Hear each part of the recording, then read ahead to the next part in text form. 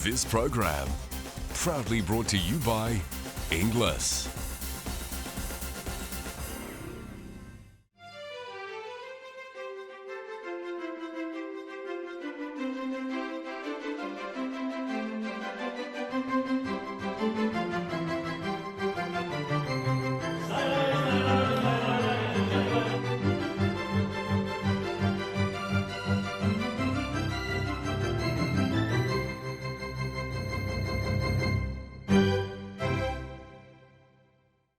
I'm Caroline CSE. Welcome to another week of Bred to Win. This week we have part one of the eminently interesting Marie Yoshida, one of the world's great bloodstock experts, with her thoughts on the global breeding industry. All the fun of the stud cutting challenge in Scone, aiming to promote the use of thoroughbreds in new disciplines. Magic Millions weanlings and Group 1 racing all coming up in another chock-full show. First, let's check in with the Aushorse news of the week.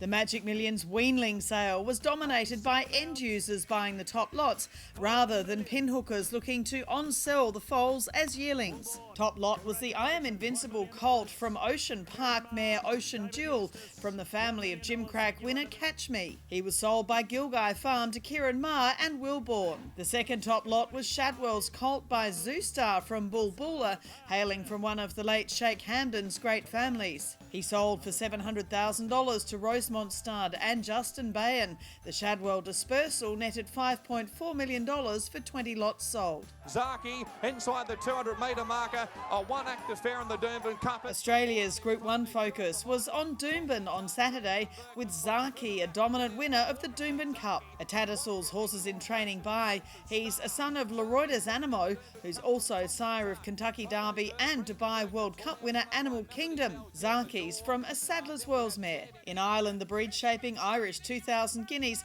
was a Quinella for the Galileo line, with new approaches McSwiney beating home a son of Dawn Approach in English 2000 Guineas winner Poetic Flair. American Pharaoh colt Van Gogh was third ahead of Yulong's Lucky Vega. It was another star 2-year-old performance by a son of Rosemont stud's Star Spangled Banner in the Group 3 Marble Hill Stakes. Castle Star is a grandson of another global Aussie champ, Choisir, from an Ifraj half-sister to Moment in Time. The Australian Stud and Stable Staff Awards will be announced this Wednesday night at a ceremony on the Gold Coast, with finalists from the breeding industry including Arrowfield's stallion manager Adam Shankly and Jess Hood in the admin and ancillary category.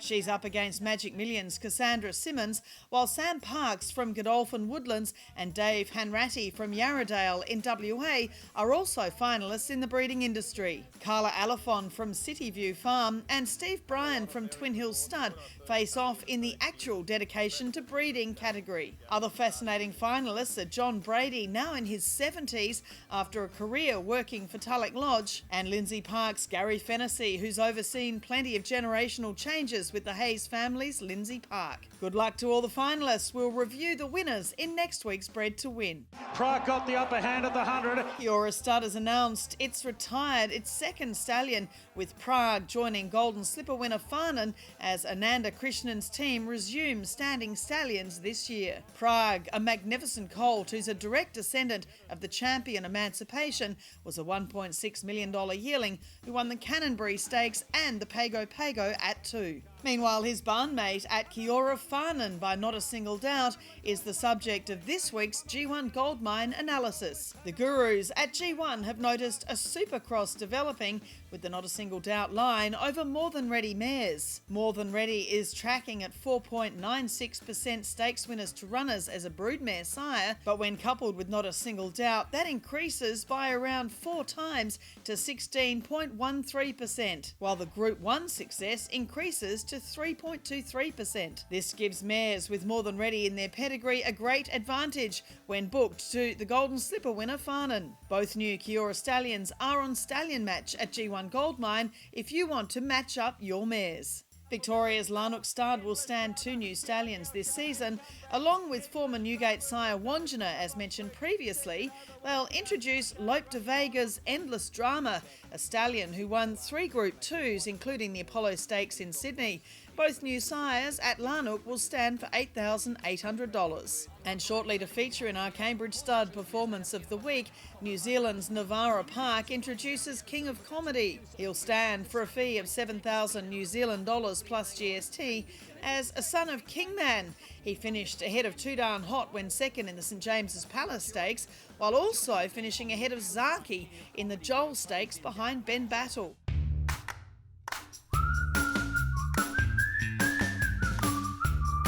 But they're coming, Blushing Tycoon's lifting. The Inglis Graduate of the Week came at Flemington in 2-year-old Blushing Tycoon, a son of Written Tycoon, who was an $80,000 buy through the Inglis Premier Yearling Sale. He was sold by South Australia's cornerstone stud to First Light, Busselton Racing and Paul Willits. He's by champion Victorian sire Written Tycoon, who returns to the state this season to stand at Yulong Farm. Blushing Tycoon is a grandson of star mare Crimson from the family of Miss Scarlatti, La Grisa and Destiny's Kiss. He may well head to the Group 1 JJ Atkins in Brisbane.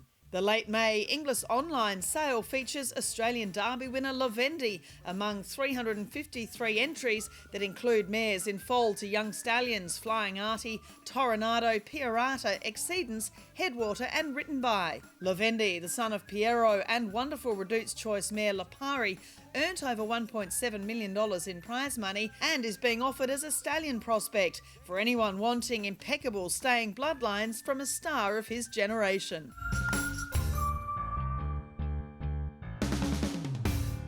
A popular participant in the recent Inglis Easter preview webinars, Asian Bloodstock Services Marie Yoshida has a great outlook on the thoroughbred breeding industry around the world. It's always a pleasure to catch up with Marie, who was the buyer of many top-class racehorses over the years, including Hong Kong star Fairy King Prawn.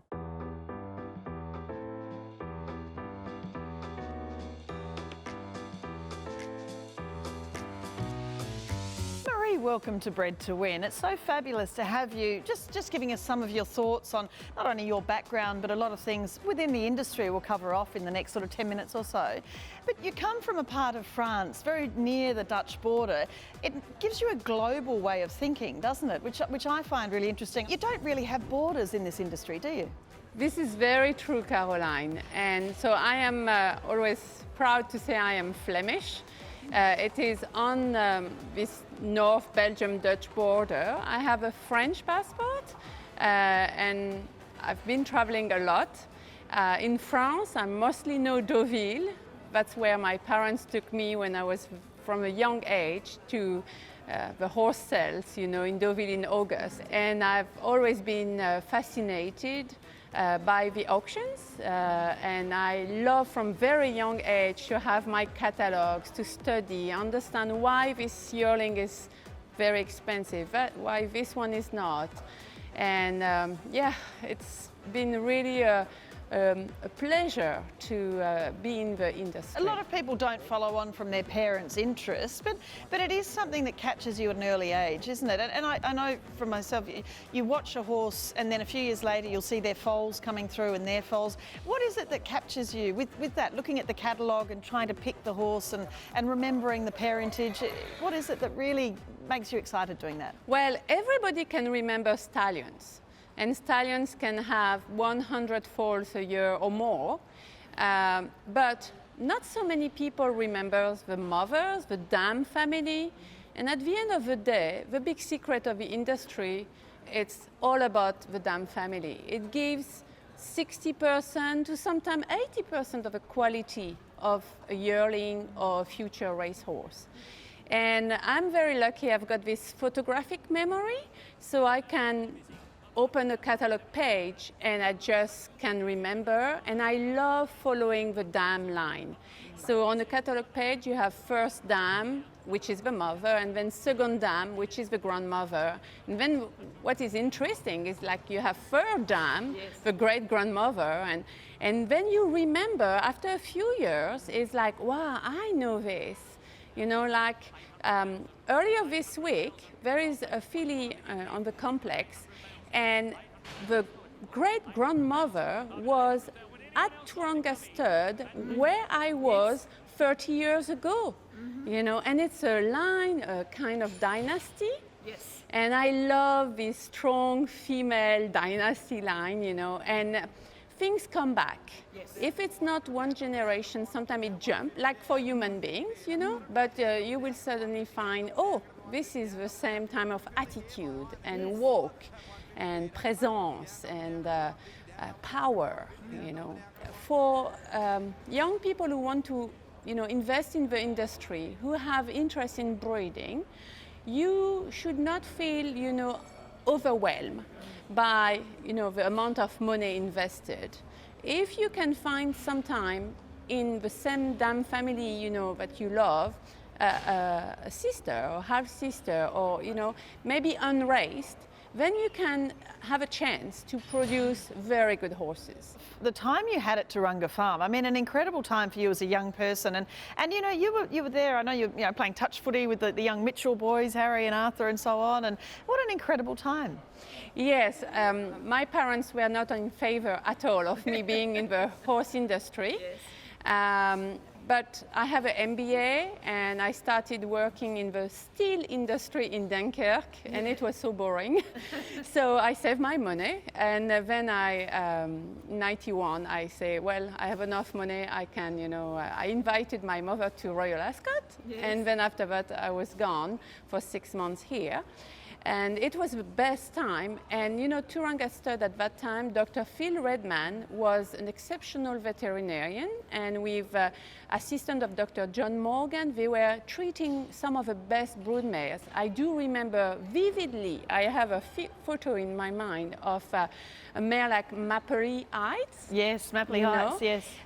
There was Finetto, there were like so many amazing mares, and I truly enjoy the way things were organized, and it was really always about the mares. It was, you know, stallions at that time, of course there was fashion, and it was less maybe pressure than now, but the mares are always the backbone of the farms. I always say to any investors, if you want to start a breeding operation, you should imagine buy 3 mares. You will get 2 foals, and maybe 1 only will go to the sales and the races, because there are so many heartbreaking stories. You know, like your heart gets broken so much, you know. But it is part of life. It is the same for human beings, and we should just, well, first be extremely lucky and healthy. You know, it's very important to do your due diligence list, you know, check many things before investing, buying in horses. But then be prepared, because it's not going to be a smooth ride. Tell me about, so Hong Kong, you know, Asian Bloodstock Services, your company, and you've been there now for a long time, for 25 years or so. How do you operate your business? So for me, you know, everybody in life has a goal or has a passion. For me, the ultimate racing game is Hong Kong. It is purely based on handicap.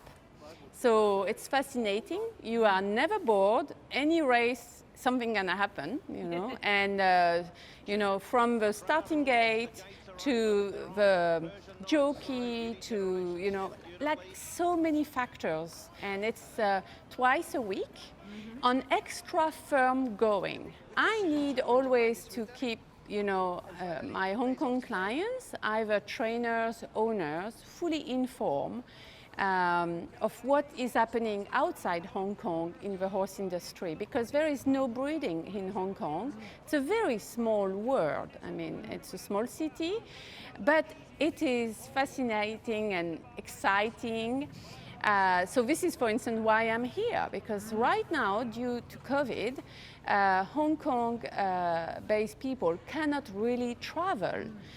Because their quarantine to go back to Hong Kong is 3 weeks, which, believe me, it's a true torture. So it's more work and more extra, you know, energy spent, but it is even more critical to bring them the right information.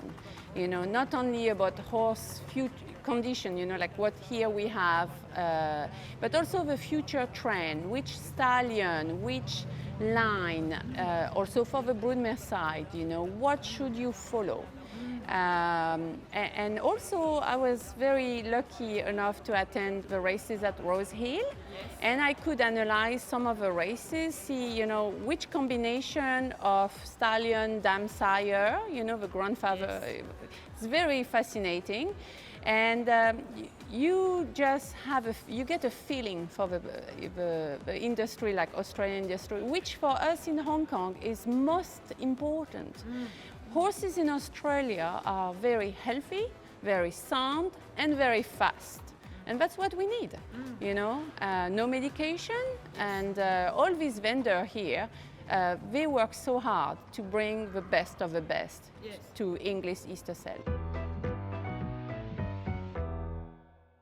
Wonderful hearing from Marie Yoshida while she was in Sydney, and we'll have part 2 of the interview in next week's show. Coming up on Bred to Win, the Cambridge Stud Performance of the Week and all the fun of the Stud Cutting Challenge in Scone.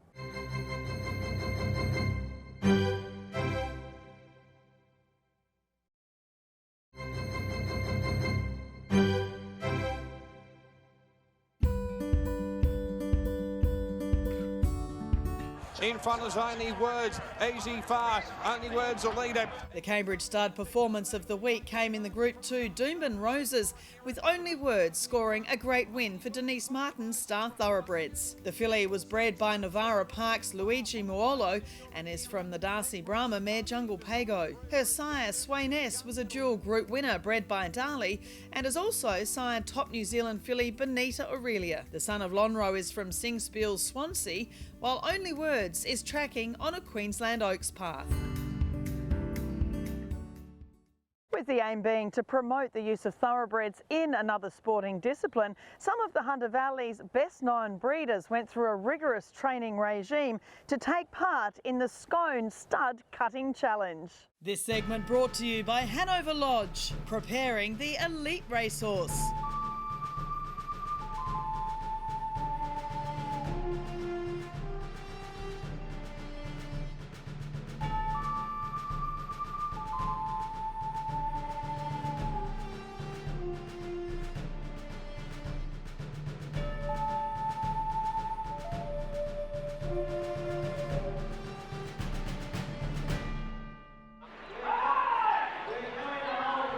It's been wonderful. We have been very privileged and pretty excited about the people that have got on board. I mean, to get the big boys and girls involved from all these big farms to support us has been absolutely mind-blowing. It's a special event that we're really just trying to build up on, and this is the first year that we've brought it here to Scone, and it's been a wonderful experience for the community as well. I mean, that's a great positive outcome, is to have 400 competitors staying down in Scone for 8 days has been brilliant. And Trinh, obviously this is really about, you know, promoting, getting the stud people involved and all the publicity. It's really about promoting the fact that thoroughbreds can be used within the cutting industry. Yeah, that's right. It is. We're trying to just raise awareness with the thoroughbreds, and we're trying to see if we can get these horses into the cutting and western world. We're trying to expose them and see what other options there are out there for these horses, and part of that is obviously rehoming. So to see if we can get them trained not as cutting horses but as turn-back horses, which is the horses that are used to turn the cattle back onto the competitor, which is going very well so far. And we've got 2 thoroughbreds that have been brought in for 6 weeks of training, and they're handling everything absolutely perfectly. And yeah, we're just trying to see and expose them, and we'd like to next year actually hopefully get a snafflebit thoroughbred competition and have a good prize pool of probably up to $25,000 to the winners there. So that hopefully we can expose it a bit more and set some of these horses up with some trainers and have a really great competition back here in Scone next year.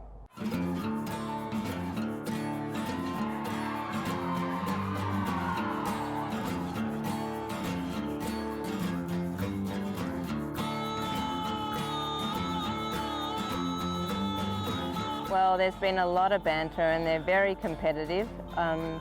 There's been lots of extra lessons going on behind the scenes.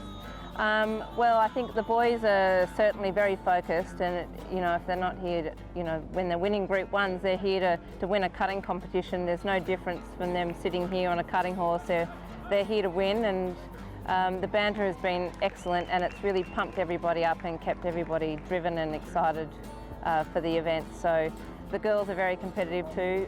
Taylor from Godolphin rides beautifully and has had a lot of equestrian riding. So. And Alice herself. But I mean, look, anyone's opportunity in that arena tonight, and who knows? We've got good cattle on board, and we've got plenty of help in the arena.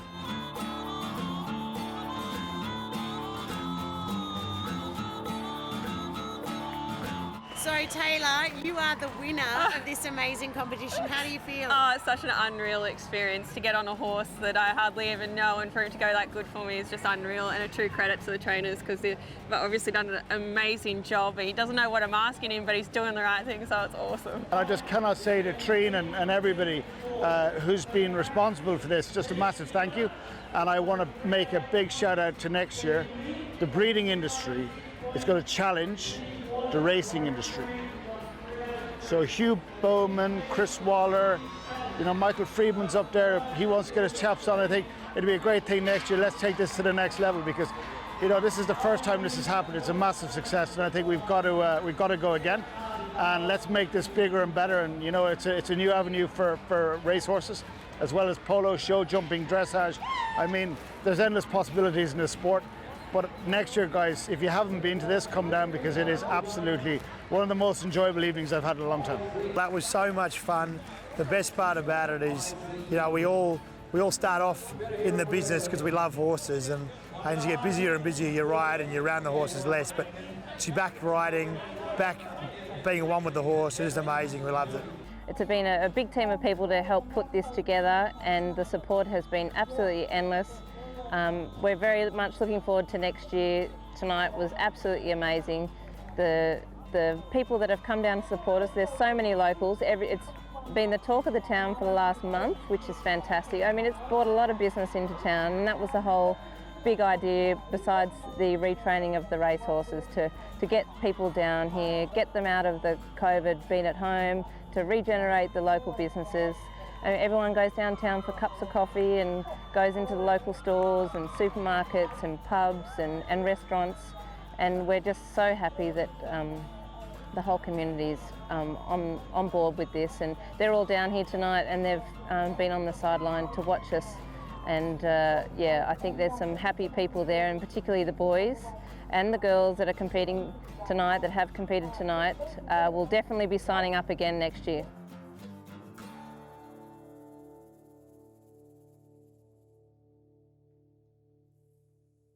Great fun for all, and hopefully we can see more thoroughbreds being used in Western disciplines in years to come.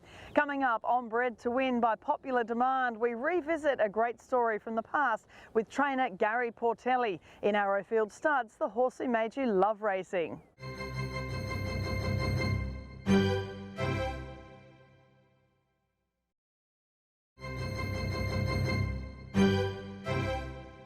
This segment brought to you by Arrowfield Stud, the brand worth its weight in gold. Well, Caroline, I remember it like it was yesterday. Many moons ago and many kilos ago, I used to ride track work, and before that, show horses. And we had this horse called New Jade. It was a big bay horse, blood bay with 4 white stockings, real flashy horse, and thought he'd make a good show horse, but he didn't want to be a show horse. He was a race horse, and that's all he wanted to do. So one day I decided, I'm not going to fight you anymore. I'm going to see how fast you can go. And I remember we went up this hill, and it felt like I was going at Ferrari speed. The awesome power that this horse had, it just made me believe this is the sport I need to be in. So from there on, we put a few horses into work, and away we went. That's the key, I think, with some trainers that have never ridden a horse before. It's hard for them to understand feedback from riders. And lucky enough, as I said, a lot of kilos ago, I used to ride 15 horses a morning track work, and I can understand and relate to what the feedback is. And I think it's important as a trainer to understand that, horses do have different days. They feel different from day to day. When you've had that background of riding, and you can actually almost feel what they're saying. So that's definitely helped me. Amazing how riding a show horse led to such an illustrious training career. That is Bred to Win for this week. Don't miss next week's show as we look at some of the star mares selling this week on the Gold Coast. And if you've ever wondered what exactly it takes to be an auctioneer, we catch up behind the scenes with Inglis stalwart Jonathan Darcy. Plus part 2 of the interview with world-renowned agent Marie Yoshida, looking at some of the professional young women set to make their mark in the Australian breeding industry. That's all next week on Bred to Win. I'm Caroline CSE. Look forward to seeing you then.